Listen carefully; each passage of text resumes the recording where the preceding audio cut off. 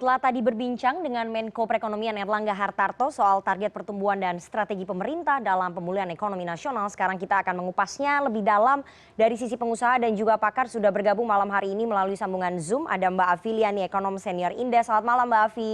Selamat malam Mbak. Dan ada Pak Haryadi Sukamdhani, Ketua Umum Asosiasi Pengusaha Indonesia atau APindo. Selamat malam Pak Haryadi. Ya, selamat malam Mbak Rifana. Ya, saya mau ke Mbak Afi terlebih dahulu ya Pak Haryadi, nggak apa-apa ya. Ya. Silakan. Ya. Tadi kita sudah dengar sebetulnya penjelasan dari Pak Erlangga sebagai Menko Perekonomian, tampaknya sangat optimis sekali, confident dengan target pertumbuhan ekonomi tahun 2021 4,5 sampai 5,5% Mbak Afi. Apakah itu kalau menurut Mbak Afi target yang realistis Mbak? Karena sebelum COVID saja tahun 2019 itu targetnya ya mendekati angka-angka segitu Mbak. Masa setelah COVID juga angkanya mirip-mirip Mbak Afi? Iya, kalau saya lihat memang ini optimis sekali pemerintah ya, karena sampai 5,5 gitu ya. Tetapi kalau kita melihat dalam realisasi sampai di 2020 saja ada perlambatan dalam berbelanja, terutama adalah dana PEN. Ya, ini sangat terlambat sekali pemerintah menyampaikan kepada masyarakat maupun kepada bidang-bidang gitu. Nah, jadi memang asumsinya apakah birokrasinya sudah bisa menjalankan tugas dengan baik, itu asumsi bisa tumbuh tinggi ya. Yang kedua, apakah memang investasi sudah bakal masuk tahun depan? Karena kita melihat masih ada ketidakpastian global di tahun 2021, sehingga kalau kita lihat dari berbagai negara pun mereka berusaha untuk bertahan. Jadi demand side-nya itu yang ditingkatkan terus-menerus supaya ekonominya berjalan dulu gitu. Jadi menurut saya mungkin kita sudah terlalu optimis terhadap pembangunan gitu ya. Mungkin harus dana demand side-nya ini yang lebih ditingkatkan. Memang sudah naik dari 200 sekarang jadi 400 triliun saya lihat untuk sosial ya. Nah, problemnya adalah datanya itu sudah ada atau tidak. Karena kalau tidak ada data, otomatis nanti anggarannya besar tapi nggak bisa dipakai anggarannya gitu. Jadi menurut saya ada hal-hal yang belum meyakinkan kita, masalah realisasi, masalah birokrasi, dan juga kalau kita lihat lagi adalah spesifik kepada anggarannya ya, terutama kalau kita lihat misalnya pembangunan food estate ya kan, apakah sudah penting? Kemudian pembangunan kawasan industri, menurut saya kawasan industri yang sudah ada aja belum banyak yang masuk gitu, kenapa harus bikin kawasan industri baru gitu. Jadi ada hal-hal yang menurut saya perlu dievaluasi kembali karena terlalu yakin untuk investasi. Kalau menurut saya nih mumpung ada Pak Haryadi, mestinya gimana tahun 2021 ini membantu perusahaan yang sudah ada untuk bertahan. Gitu. Jadi nggak perlu ngundang yang baru dulu, tapi bagaimana mereka bisa bertahan, karena disitulah mereka butuh bantuan supaya mereka bisa survive. Jadi misalnya dana PEN yang untuk jaminan dan untuk perbankan itu harusnya tahun depan. Kalau tahun ini kelihatannya belum banyak perusahaan-perusahaan yang meminta karena memang demand-nya belum membaik gitu. Jadi ini juga maksud saya harus dilihat di lapangannya, sehingga semua anggaran-anggaran itu bisa disesuaikan dengan kebutuhan di lapangan gitu. Jadi jangan sampai membuat anggaran yang sebenarnya belum dibutuhkan sekarang gitu ya. Tapi yang dibutuhkan sekarang justru tidak dianggarkan gitu. Jadi PR-nya itu yang harus dilakukan oleh pemerintah, Mbak. Oke, saya mau tanya ke Pak Haryadi. Tadi kalau Mbak Afi udah menjelaskan bahwa ada hal-hal yang belum meyakinkan, ada hal-hal yang harus dievaluasi seperti birokrasi dan juga realisasi dan masukannya kepada APindo agar tahun depan membantu perusahaan-perusahaan yang ada untuk bertahan saja. Kalau dari dunia usaha memandang target yang dicanangkan pemerintah ini bagaimana? Optimis atau pesimis Pak Haryadi? Ya sama yang tadi Mbak Afi bilang kan ya, dalam situasi normal pandemi aja kita juga cuma tumbuh 5,02 gitu kan. Itu tidak tidak optimal ya. Terlalu targetnya pemerintah malah sebetulnya kalau saya nggak salah kan sekitar 5,5 waktu sempat 5,5 lebih dirubah 5,5 dan akhirnya tercapai 5,02. Nah, dalam kondisi sekarang ini yang berat itu adalah karena dari sisi konsumsi dalam negerinya kan drop, ya kan, itu jadi daya belinya tuh sangat rendah. Padahal 60% daripada pertumbuhan ekonomi kita didukung oleh konsumsi itu, gitu. Nah itu juga jadi kendala. Kedua adalah masalah COVID-nya sendiri. COVID-nya sendiri ini seberapa jauh memberikan rasa kekhawatiran dari masyarakat itu gimana kalau masyarakatnya masih terus khawatir repot. Jadi situasinya sekarang ini gini loh Mbak, yang kalangan menengah atas tuh paranoid banget masalah COVID. Mereka nggak belanja, semuanya nggak spending. Mereka taruh semuanya dalam simpanan. Savings, ya. Nah, yang menengah bawah itu daya belinya betul-betul drop karena memang mereka kehilangan pekerjaan. Nah, ini jadi kalau kita melihat seperti ini, memang langkah-langkah pemerintah itu udah benar melakukan cash transfer kepada pekerja, kepada masyarakat yang terdampak dan sebagainya. Nah, yang problem di sini adalah yang tadi Mbak Afi juga bilang, itu adalah eksekusinya bagaimana. Kayak misalnya kemarin usulan untuk pekerja itu adalah juga usulan dari Apindo yang kami sampaikan bahwa pekerja formal ini yang sekarang terdampak karena selama ini kan memang mereka tidak masuk dalam kelompok yang menerima subsidi ya, tiba-tiba sekarang mereka rentan menjadi miskin. Nah, tapi kalau dan kita memakai data BPJS. Nah, tapi kalau di BPJS-nya cara pandangnya juga nggak pas, juga repot karena teman-teman di BPJS sudah juga ada pembicaraan, wah kalau dapat subsidi ini nggak boleh ada tunggakan, nggak boleh ada PDS dan sebagainya. Kalau itu dilakukan ya mendingan nggak usah aja sekalian gitu, setengah hati juga kan, karena itu jadi problem nanti gitu loh.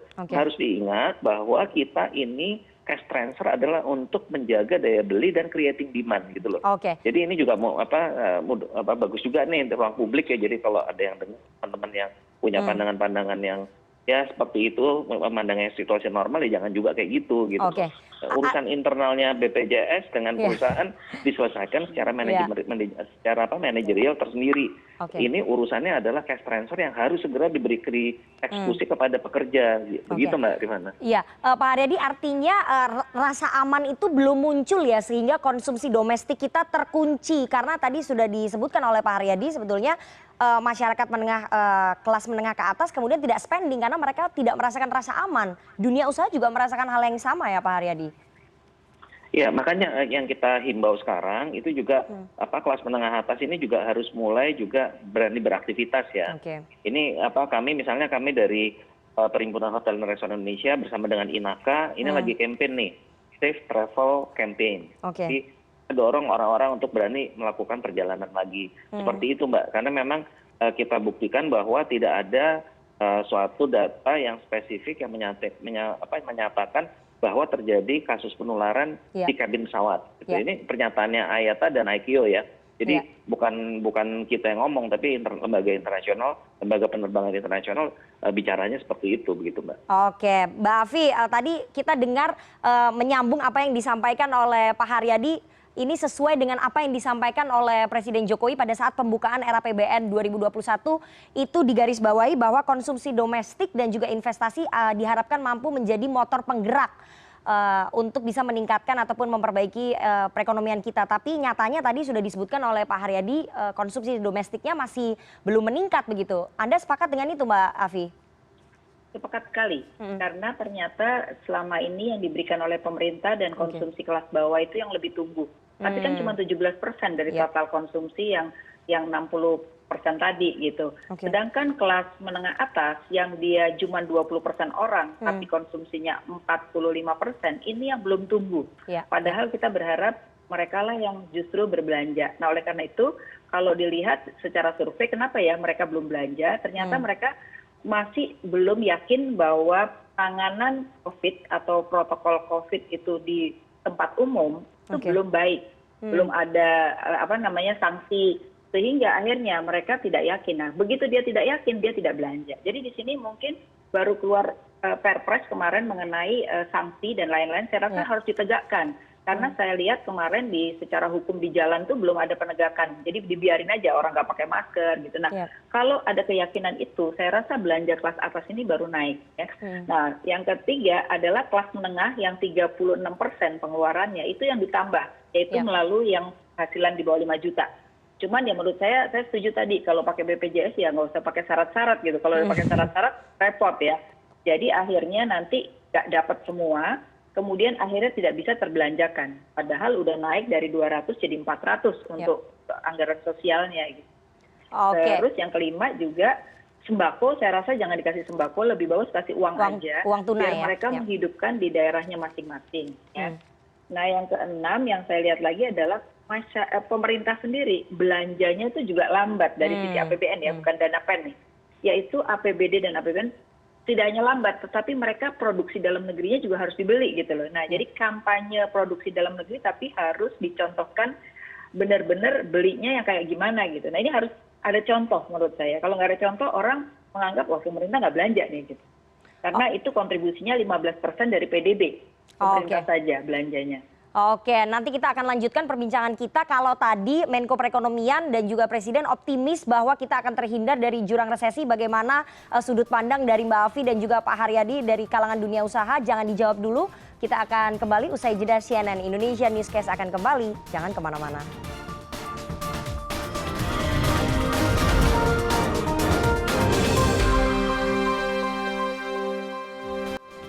Anda masih bersama kami di CNN Indonesia Newscast dan kita akan lanjutkan perbincangan kita dengan para narasumber yang bergabung dari luar studio melalui sambungan Zoom. Ada Pak Haryadi Sukamdhani, Ketua Umum Apindo, dan juga Mbak Afi Liani, Ekonom Senior dari Indef. Kita akan langsung ke Mbak Afi terlebih dahulu. Mbak Afi, tadi Pak Menko Perekonomian sangat optimis, confident bahwa Indonesia akan terhindar dari dampak resesi, tapi kenyataannya ini negara-negara di sekitar kita seperti Singapura dan juga Malaysia sudah terjun ke jurang resesi. Anda yakin ataupun sepakat dengan optimisme pemerintah ini, Mbak Afi? Ya, kalau tadi Pak Erlangga sangat yakin, tapi justru yang menarik adalah proyeksinya dari pemerintah sendiri itu malah turun. Sekarang jadi minus 1,1, 0,2%. Nah, artinya pemerintah juga nggak punya keyakinan sampai akhir tahun itu bisa positif besar. Positifnya hanya 0,2% kan. Nah, berarti itu artinya bahwa kemungkinan di triwulan 3 ini adalah bisa jadi resesi, karena melihat sekarang di akhir Juli saja baru pengeluaran itu baru terserap sekitar 40%. Jadi untuk menghabiskan 60% di triwulan 3 ini berat gitu ya. Jadi kalau saya lihat sih antara kesiapan yang mengeluarkan dana dengan kondisinya itu kelihatannya masih berat. Apalagi triwulan 3 ini sih sangat tergantung pada konsumsi pemerintah atau belanja pemerintah. Dan masyarakat di sini tetap belanja tapi kontribusinya masih kecil. Jadi saya lihatnya gini, tidak resesi asalkan gitu ya. Mungkin tumbuhnya hanya sekitar 0,4 gitu positif, maka kita dikatakan tidak resesi. Tapi itu asumsinya adalah pemerintah benar-benar dana yang ratusan triliun ini benar-benar bisa terserap, baru kita tidak resesi. Tapi kalau itu juga tidak bisa terbelanjakan dengan baik, maka kita bisa masuk jurang resesi. Karena formulanya yang utama itu adalah dari pemerintah. Sedangkan swasta di investasi udah nggak mungkin, ya itu wait and see-nya masih lama. Tahun depan pun menurut saya juga belum ada orang yang akan invest. Tapi mungkin kalau modal kerja iya. Tapi kalau investasi rasa-rasanya belum. Karena kalau kita melihat kapasitas produksi sekarang saja baru 50-60 gitu. Nggak mungkin mereka di atas itu langsung investasi gitu. Jadi saya melihatnya memang asumsi tadi harus jalan dulu. Kalau asumsi tadi nggak berjalan, maka kita masuk resesi. Oke, Mbak Afi, tapi sebetulnya intervensi pemerintah sejauh ini sudah maksimal belum ya? Nah, kalau mau dibilang maksimal itu kelihatannya belum. Karena pada Juli misalnya dana PEN itu baru terserap kan sekitar 20%, dana PEN saja ya. Itu artinya bahwa harusnya Juli itu sudah 50% dong, ya kan? Atau malah 60%. Dan yang kedua, belanja pemerintah sendiri juga kalau kita lihat dana bansos atau BLT juga baru 34%. Berarti harusnya sudah 50% juga kan. Nah, masalah data gitu. Nah, APBN dan APBD pun juga kelihatannya kalau dari penyerapannya juga belum semua, baru gaji aja yang sudah masuk, tetapi untuk belanja kelihatannya ada refokus. Nah, refokus ini biasanya mengulang dari awal untuk membuat anggaran sampai pengeluaran gitu. Jadi itu membutuhkan waktu. Jadi menurut saya kalau kita tidak merubah tata cara OP-nya birokrasi, maka menurut saya nggak akan bisa ada percepatan dari sisi realisasi. Kalau anggaran sih gampang bikinnya, tapi realisasinya ya nggak gampang. Oke, Pak Haryadi, kalau tadi Mbak Afi menilai bahwa pemerintah sebetulnya tidak yakin-yakin amat begitu. Bisa kita terhindar dari resesi asalkan ada indikator-indikator tadi yang sudah disebutkan oleh Mbak Afi. Bagaimana dunia usaha menilainya? Ada kekhawatiran bahwa pemerintah terlalu confident tidak akan kita masuk ataupun terkena dampak dari resesi, Pak Haryadi? Kalau kami melihatnya perkara resesi itu ada sesuatu yang juga tidak perlu harus dikhawatirkan gitu Mbak ya. Karena ke kondisi kayak gini juga yang resesi kan udah banyak negara mengalami resesi. Sebetulnya poinnya itu bukan di perkara resesinya, tapi perkaranya adalah bagaimana kita bisa menjaga aktivitas ekonomi itu tetap berjalan. Bagaimana kita menyelamatkan konsumsi domestik kita, itu yang paling penting. Nah, makanya semua program itu sudah bagus tuh Mbak. Artinya pemerintah mengalokasikan untuk bansos sampai 200 triliun ya. Saya dengar tadi dari pidatonya Pak Jokowi itu menurut saya paling tidak untuk modal menggerakkan itu udah cukup. Tapi kembali lagi harus efektif gitu. Jangan sampai nanti di dalam program ini juga ada hal-hal yang tidak mengenai sasaran dan akhirnya impact-nya itu juga nggak terasa.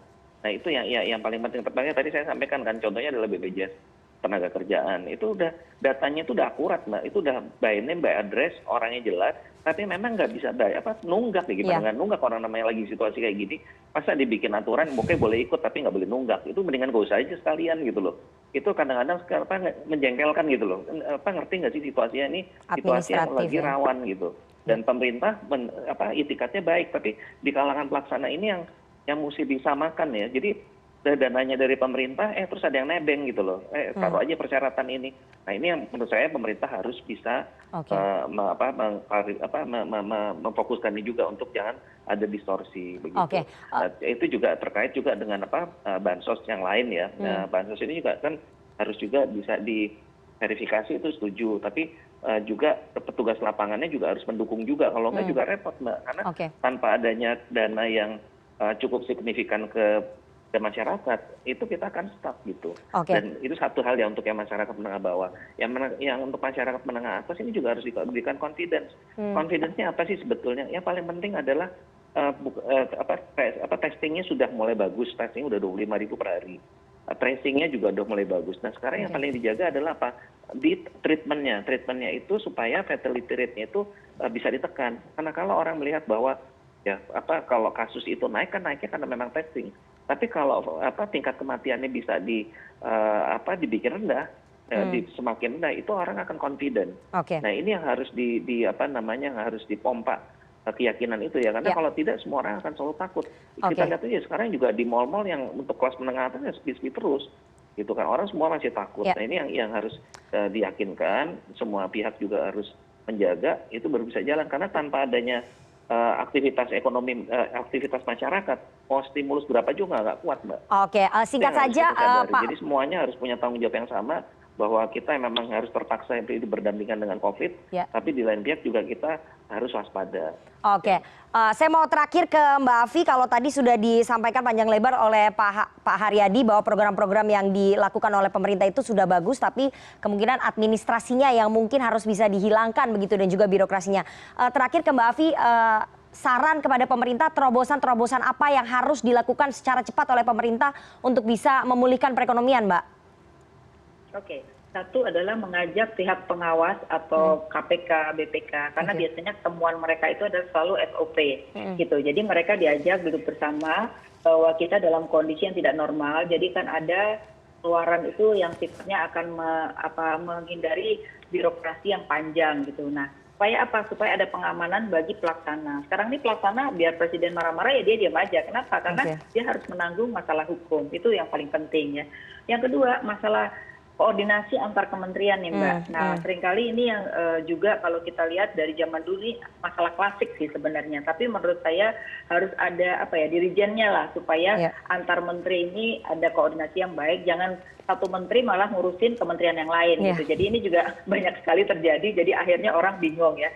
Lalu yang ketiga ini masalah sosialisasi ya. Misalnya kayak tadi, kenapa Cipta Kerja itu menjadi pro kontra? Karena tidak disosialisasikan kepada masyarakat, sehingga masyarakat itu nggak ngerti apa tujuannya dan apa dampaknya bagi mereka. Karena selalu mereka melihatnya yang diajak diskusi cuma pengusaha, jadi jangan-jangan merugikan rakyat tapi menguntungkan pengusaha. Nah ini karena kurang adanya sosialisasi secara baik gitu.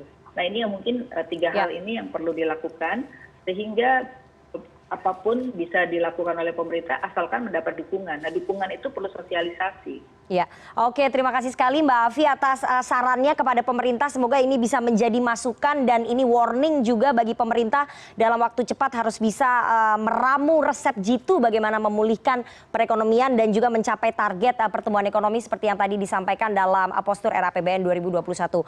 Terima kasih sekali 2 orang narasumber yang sudah bergabung pada malam hari ini, Mbak Afi Liani, ekonom senior Indef, dan juga Pak Haryadi Sukamdhani, Ketua Umum Apindo. Terima kasih.